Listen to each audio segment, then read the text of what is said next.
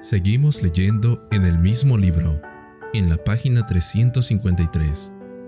Me encontré con los hermanos en el tabernáculo y sentí que era mi deber relatar una breve historia del encuentro y de mi experiencia en Minneapolis, el curso que seguí y el porqué.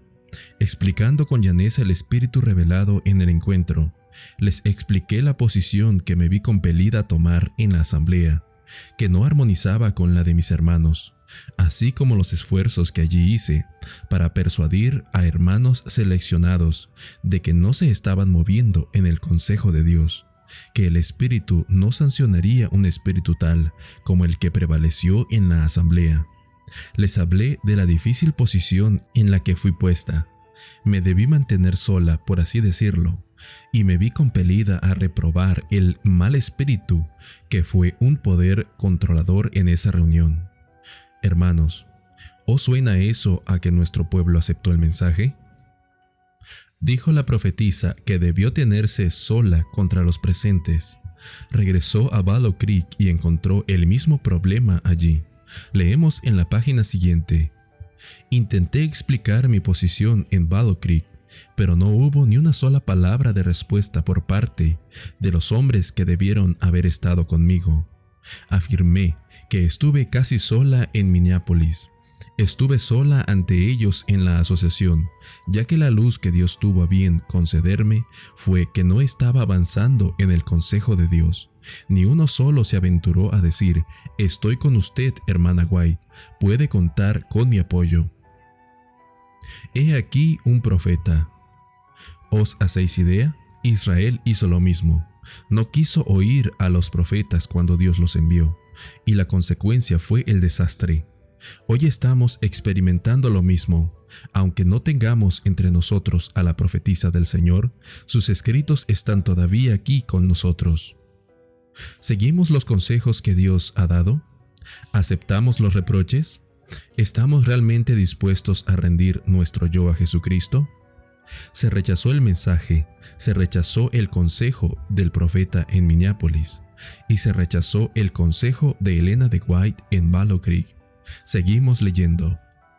Me siento profundamente apenada debido a que mis hermanos, que han conocido por años y tienen evidencia del carácter de mi labor, continúen en el engaño en el que estaban, y que más bien que confesar que se habían equivocado, se aferraron a esas mismas falsas impresiones como si fueran verdad.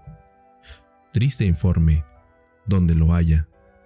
La iglesia está aún en conflicto con ello. Conozco a amigos, pastores, dirigentes en las asociaciones que dicen: ¿no es maravilloso que hayamos estado predicando la justicia por la fe durante 100 años? Habría sido maravilloso si lo hubiésemos estado haciendo, pero en ese caso no habrían pasado 100 años. ¿Qué ha sucedido? Veis que seguían adheridos a las mismas falsas impresiones como si fuesen la verdad. Tenían evidencias del carácter de ella. Los de Wallow Creek la rechazaron también. Urias Smith era por entonces también el pastor de aquella iglesia y pidió a Elena de White que predicase en la iglesia del tabernáculo en Wallow Creek. Después se lo pensó mejor, porque intuyó lo que Elena de White iba a decir desde aquel púlpito, y no estaban dispuestos a aceptar lo que había pasado, de forma que Urias Smith envió a 2 ancianos a visitar a aquella pobre mujer engañada para estar seguro de que no iba a causar problemas en la iglesia. Tales eran los sentimientos que albergaban. Observar lo que sucedió. 2 ancianos vinieron a visitarme el sábado por la mañana y uno de ellos me preguntó de qué iba a hablar. Les dije: hermanos, eso dejádselo al Señor y a la hermana White, ya que ni el Señor ni la hermana White tienen necesidad de que los hermanos les dicten el tema que tienen que presentar. No era simplemente una mujer, era una mujer hablando bajo el poder del Espíritu Santo. Se trata de la palabra de Dios. Hablando de ella y del Espíritu Santo, dijo: no pedimos permiso para tomar el púlpito en el tabernáculo. Lo tomé como mi legítimo lugar, según derecho que Dios me acordó. Pero el hermano Jones no puede sentir como yo y esperará una invitación de su parte. Debe cumplir su deber y considerar ese asunto y despejar el camino ante él. Elena White reconoció su llamado, sabía que era una profetisa. Tomó el púlpito según el derecho que Dios le había otorgado, pero el pastor Jones no podía hacer tal cosa. Vendría en el caso de ser invitado. Y Elena White dijo: tiene que hacerlo presto, tiene que abrirle las puertas, de manera que venga y comparta con los hermanos. Observad cómo concluye. El tiempo es precioso, hay un mensaje que debe venir a este pueblo, y el Señor requiere de usted que despeje el camino para que la luz llegue al pueblo de Dios. Smith no prestó oído a ese consejo, no escuchó ese mensaje. Entonces, Dios le envió otro mensaje. Observad la advertencia dada a propósito de rechazar el mensaje y los mensajeros. Testimonios para los ministros, página 97, refiriéndose a Jones y a Wagoner. ¿Por cuánto tiempo odiaréis y despreciaréis a los mensajeros de la justicia de Dios? Dios les ha dado su mensaje. Llevan la palabra del Señor. La luz y el poder de lo alto han sido derramados abundantemente en vuestro medio. Había evidencias para que todos pudieran discernir a quienes reconocía el Señor como sus siervos. Pero hubo quienes despreciaron a los hombres y el mensaje que traían. Los criticaron duramente, tratándolos como fanáticos, extremistas y maniáticos. Permitidme que profetice acerca de vosotros. A menos que os humilléis prestamente delante de Dios y confeséis vuestros pecados, que son muchos, demasiado tarde veréis que habéis estado luchando contra Dios. Estos hombres contra los cuales habéis hablado han sido como señales en el mundo, como testigos de Dios. El Señor sabe que estáis dando vuelta completamente a las cosas. Seguid un poco más cómo habéis andado, rechazando la luz del cielo, y estaréis perdidos. El pueblo de Dios necesita un profeta que le profetice. Necesitamos oír lo que el Señor quiere que oigamos. Tenemos que estar prestos a recibir el mensaje. Porque el problema que la iglesia estaba enfrentando entonces y el que está enfrentando hoy es el mismo problema que la iglesia judía enfrentó en los días de Jesús. Podéis ver que los dirigentes se estaban volviendo como los judíos de antaño. Ahora leo en la página 911 del libro de Materiales de Elena G. White, 1888. En el temor y amor de Dios digo a aquellos ante quienes comparezco hoy, que hay una luz superior para nosotros y que con la recepción de esa luz vienen grandes bendiciones. Y cuando veo a mis hermanos reaccionar airadamente contra los mensajes de Dios y contra los mensajeros, pienso en escenas similares en la vida de Cristo y de los reformadores. La recepción dada a los siervos de Dios en las edades pasadas es hoy la misma, frente a aquellos a través de los cuales Dios ha enviado preciosos rayos de luz. Los dirigentes del pueblo siguen hoy el mismo curso de acción que siguieron los judíos. Critican y suscitan una cuestión tras otra, y rehúsan admitir la evidencia, tratando la luz que les es enviada de la misma manera en que los judíos trataron la luz que Cristo les trajo. ¿Veis que hay un problema? Se lo conoce como la levadura de los fariseos. En Minneapolis se cometió pecado, pero el mayor pecado es la continua resistencia a la luz. Leemos en el mismo libro: al rechazar el mensaje dado en Minneapolis, los hombres cometieron pecado. Han cometido un pecado mucho mayor, reteniendo durante años el mismo odio contra los mensajeros de Dios al rechazar la verdad que el Espíritu Santo urgió a su pueblo. Al tomar a la ligera el mensaje dado, están tomando a la ligera la palabra de Dios. Amigos, si os encontráis entre aquellos que quizá hayan pensado no tiene importancia, y habéis tomado a la ligera este mensaje, habéis tomado a Dios a la ligera. Que su gracia nos lleve al arrepentimiento y podamos volvernos a Dios con lágrimas. Pidamos su perdón y lo recibiremos. Ese es el gran problema, el rechazo de la luz. Se lo llama fanatismo y toda clase de cosas, de forma que el pueblo pudiese seguir aferrado a sus falsas teorías. Esas cosas están sucediendo todavía hoy.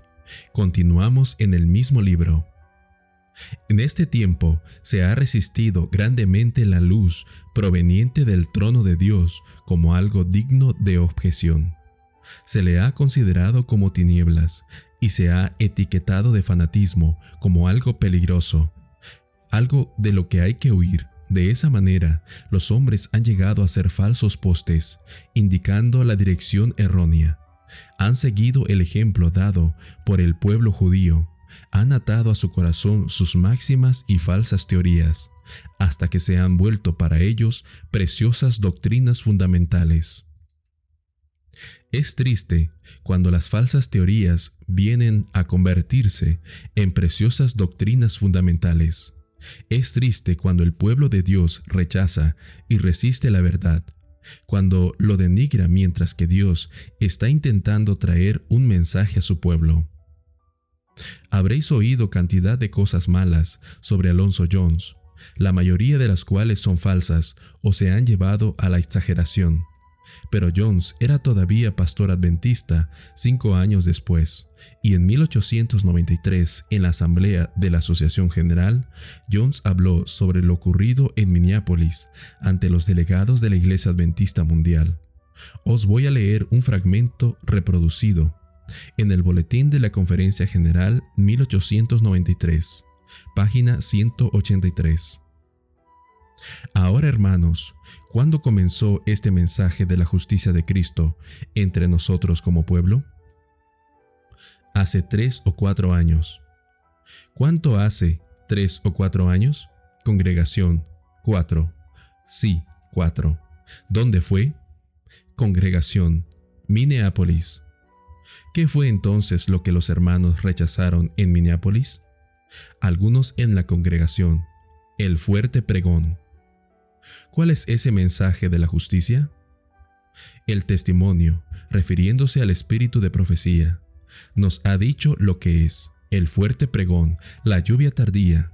Así pues, ¿qué fue lo que los hermanos en esa terrible posición rechazaron en Minneapolis? Rechazaron la lluvia tardía, el fuerte pregón del mensaje del tercer ángel. Toda la iglesia oyó eso en 1893. 5 años después de Minneapolis continuamos. Al rechazar el fuerte pregón, el instructor de justicia, el Espíritu del Señor, mediante su profetisa, quien estaba allí y les dijo lo que estaban haciendo. Entonces, ¿qué sucedió? Que pusieron de lado a la profetisa junto a todos los demás. Eso fue lo siguiente que hicieron, y es bien triste. Era la primera vez que la Iglesia del Dios viviente se tenía en pie desafiando abiertamente a la profetisa del Señor. Ahí está registrado para el conocimiento de todo el mundo. Y nosotros continuamos como si nada hubiese sucedido. Parecemos no comprender lo que Dios quiere hacer por nosotros. En ese mensaje está contenido lo que Dios quiere hacer por nosotros. Rechazaron el fuerte pregón, rechazaron a la profetisa y la lluvia tardía se detuvo por ese rechazo. Leemos en Mensajes Selectos tomo 1, página 276. La falta de voluntad para renunciar a opiniones preconcebidas y aceptar esa verdad fue la principal base de la oposición manifestada en Minneapolis contra el mensaje del Señor expuesto por los hermanos Waggoner y Jones. Suscitando esa oposición, Satanás tuvo éxito en impedir que fluyera hacia nuestros hermanos en gran medida el poder especial del Espíritu Santo que Dios anhelaba impartirles. El enemigo les impidió que obtuvieran esa eficiencia que pudiera haber sido suya para llevar la verdad al mundo, tal como los apóstoles la proclamaron después del día de Pentecostés. Observad cómo esa eficiencia les habría permitido llevar la luz al mundo. tal como los apóstoles la proclamaron después del día de Pentecostés. Veis que está hablando del derramamiento del Espíritu Santo. Fue resistida la luz que ha de alumbrar a toda la tierra con su gloria, y en gran medida ha sido mantenida lejos del mundo por el proceder de nuestros propios hermanos. Qué triste haber estado luchando contra el Espíritu Santo. Como resultado de ello, el Espíritu Santo se comenzó a retirar del mundo y de la iglesia. Nos sentimos muy seguros sabiendo que el Espíritu Santo ha de ser retirado del mundo, pero será también retirado de aquellos que resistan el testimonio directo dado por el testigo fiel a la Odisea. Ved lo que se lee en la página 90 y 91 de Testimonios para los Ministros. El Espíritu de Dios se está apartando de muchos de entre su pueblo. Muchos han entrado en senderos oscuros y secretos, y algunos nunca volverán. Continuarán tropezando hasta su ruina. Han tentado a Dios, han rechazado la luz. El único remedio es creer en la verdad, aceptar la luz. Sin embargo, muchos han escuchado la verdad hablada en demostración del Espíritu, y no solamente han rehusado aceptar el mensaje, sino que han odiado la luz. Estos hombres colaboran en la ruina de las almas, se han interpuesto entre la luz enviada del cielo y la gente, han pisoteado la palabra de Dios y están afrentando al Espíritu Santo. El zarandeo que ha de tener lugar en la iglesia ha comenzado ya, y hay 3 o 4 cosas que contribuyen al zarandeo. Hoy os hablaré de una que encuentro especialmente interesante.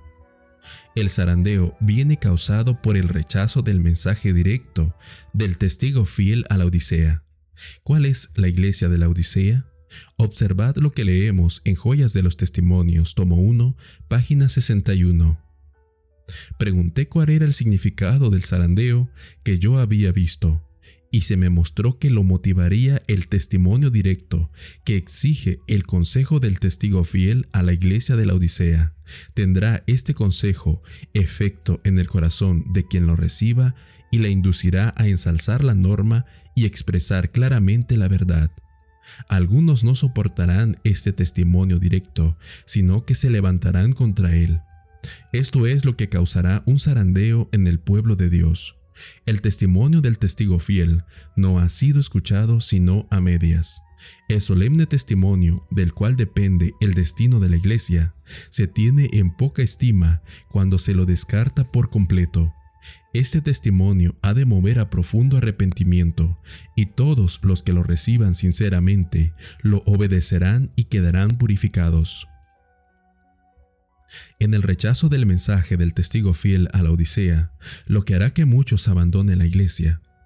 Observad lo que Elena de White dice sobre el mensaje dado en 1888 en una carta que escribió en 1892, carta S24. El mensaje que nos ha dado Alonso Jones y Elliot Wagoner es el mensaje de Dios a la iglesia de la Odisea, y hay de aquel que profese creer la verdad y sin embargo no refleje hacia otros los rayos dados por Dios. Materiales de 1888, página 1052. Podéis ver que no hay hombre o mujer en este mundo que pueda expresarlo más clara y categóricamente de lo que la inspiración ha expresado. Ha llegado el momento en que debemos ser vasos vacíos del yo, deseando ser llenados del Espíritu Santo. Ese Espíritu Santo nos llevará al arrepentimiento. ¿Es necesario el arrepentimiento? ¿Conocéis el mensaje a la Odisea? Sé pues celoso y arrepiéntete. Arrepiéntete no está ahí escrito pensando en otro. No se refiere a la gente en el mundo, ni a otras iglesias, se refiere a la Odisea. Muchos creen que no tenemos que arrepentirnos como pueblo, que es sano conservar el mismo orgullo denominacional que caracterizó a los judíos.